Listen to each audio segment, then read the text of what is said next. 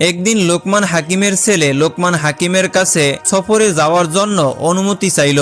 তখন লোকমান হাকিম তাকে সফরে যাওয়ার জন্য অনুমতি দিলেন। ছেলে যখন সফরে যাত্রা করবেন ঠিক তাহার কিছু পূর্ব মুহূর্তে লোকমান হাকিম ছেলেকে কিছু নির্দেশনা দিয়ে বললেন, বৎস, তুমি পূর্ব দিকে কিছু দূর অগ্রসর হওয়ার পরে একটা ময়দানের সম্মুখীন হবে। সেই ময়দানের পাশে পানির একটি কূপ রয়েছে। সেই কূপের পানি কখনো মনের ভুলেও তুমি পান করবে না।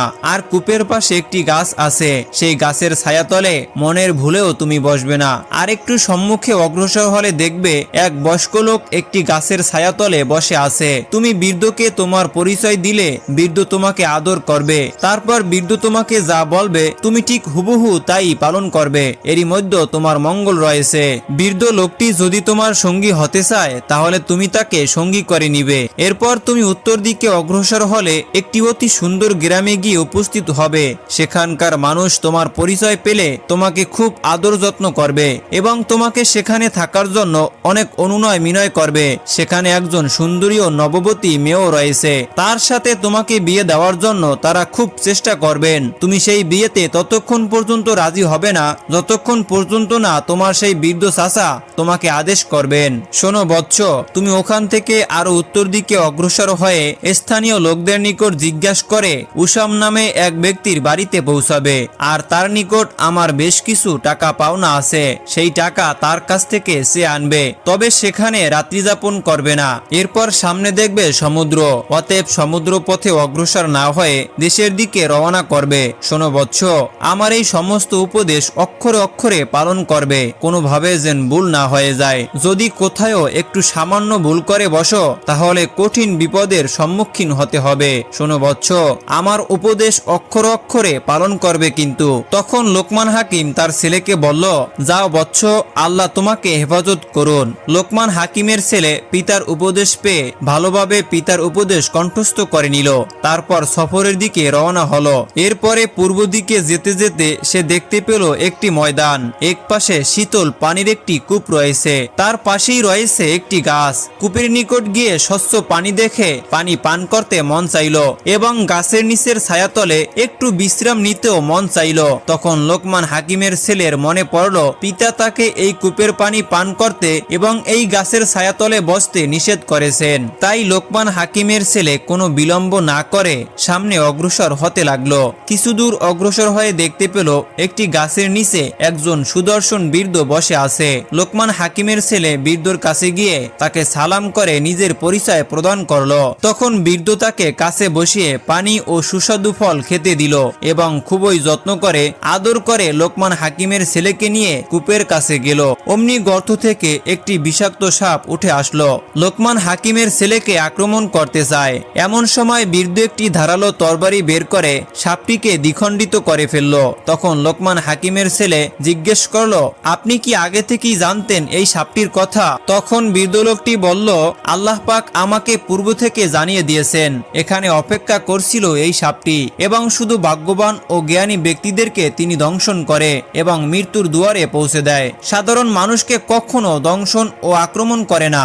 এরপরে লোকমান হাকিমের ছেলে কূপের পানি দেখে বলল, চাচা মিয়া, কূপের পানিটা খুবই সুন্দর মনে হচ্ছে এবং আমার মনে চাচ্ছে এই কূপের পানি একটু পান করি। তখন বৃদ্ধ বলল, সাবধান, এই কূপের পানিতে সাপের বিষ মিশ্রিত রয়েছে। যেই একবার এই কূপের পানি পান করছে সেই মৃত্যুর কোলে ঢলে পড়ছে।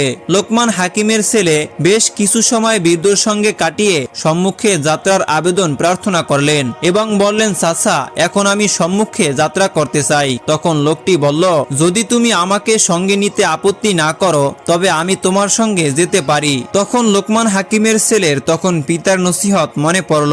তখন সে বলল, চাচা, আপনি যদি আগ্রহ করে আমার সঙ্গে যেতে চান তাহলে আমি খুবই খুশি হব, কারণ আপনি আমার সঙ্গে থাকলে আমি অনেক বিপদ আপদ থেকে নিরাপদে থাকতে পারবো এবং আমার বিশ্বাস আপনি আমার সঙ্গে থাকলে অনেক বালা মুসিবত থেকেও রেহাই পাবো। এই কথা বলার পরে তারা উভয় একত্রে রওনা করলেন। দীর্ঘ সময় পথ চলার পরে তারা এমন এক এলাকায় এসে পৌঁছালেন যেখানে লোকমান হাকিমের বিরাট পরিচিতি ছিল। স্থানীয় লোকেরা যখন জানতে পারলো লোকমান হাকিমের ছেলে এখানে এসেছে তখন তারা খুবই খুশি হলো। তারা লোকমান হাকিমের ছেলে এবং সেই বৃদ্ধকে ভালোভাবে আপ্যায়ন করলো এবং খুব আদর যত্ন করলো এবং তাদের জন্য থাকার সুব্যবস্থা করে দিল। তখন লোকমান হাকিমের ছেলে ও বৃদ্ধ বেশ আরামে সেখানে কয়েকদিন কাটালেন। ইতিমধ্যে একজন লোক এসে লোকমান হাকিমের ছেলেকে বলল, আপনার পিতার সাথে আমার গভীর সম্পর্ক ছিল। আমি দীর্ঘদিন যাবৎ তার সাঙ্গ লাভ করেছি। তিনি যে জ্ঞান বিজ্ঞানে আল্লাহ তাআলার খাস রহমত লাভ করেছে তার অসংখ্য নজির আমি নিজের চোখে দেখেছি। এজন্য আমি তাকে কখনো বলতে পারিনি। তাছাড়া তিনি একবার আমার এলাকায় তাশরিফ এনেছিলেন। তখন আমার গরিবখানায় তিনি কয়েকদিন কাটিয়েছিলেন। সেই সময় তিনি আমাদের এলাকা ঘুরে ঘুরে দেখছেন। বহু মানুষকে তিনি দিনের দাওয়াত দিয়েছিলেন এবং অসংখ্য মানুষের রোগের চিকিৎসাও তিনি করিয়েছেন। এতে অত্র এলাকায় বিপুল সংখ্যক মানুষ তার ভক্ত হয়ে আছে। লোকমান হাকিমের সাথে আমার ব্যক্তিগত খুব ভালো সম্পর্ক ছিল।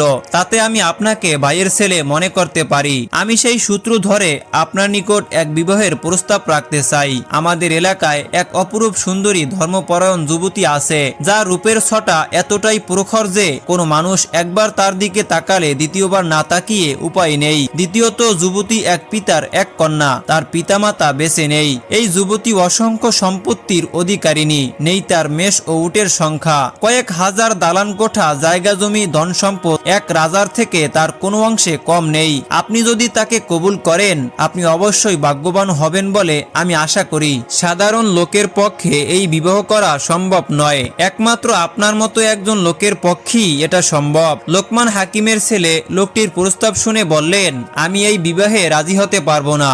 আমার পিতা এভাবে পথে বসে বিবাহ করতে নিষেধ করেছেন। এই কথা শুনে লোকটি চলে গেল। এরপরে আরো একজন লোক এসে তার সঙ্গে দেখা করলো। তখন লোকমান হাকিমের ছেলে তার নিকট প্রস্তাবিত কর্নার সম্পর্কে জিজ্ঞেস করলেন। তখন লোকটি বলল, হুজুর, আপনার নিকট এর যে সমস্ত খবর এসেছে তা সবই সত্য। তবে ইতিপূর্বে উক্ত মেয়েটির আরো 9টি বিবাহ হয়েছিল। 9টি স্বামী বাসর রাতে মৃত্যুবরণ করেছে। এর প্রকৃত কারণ কি তা কেউই জানে না। সেই থেকে মানুষ রাক্ষসী মেয়ে বলে তাকে ডাকে। দিনের বেলায় তার নিকট অনেক লোক আসা যাওয়া করে, কিন্তু রাত্রি হলে তার কাছে আর কোনো মানুষই থাকতে চায় না। এজন্যই মেয়েটির ভীষণ দুঃখ এবং সর্বদা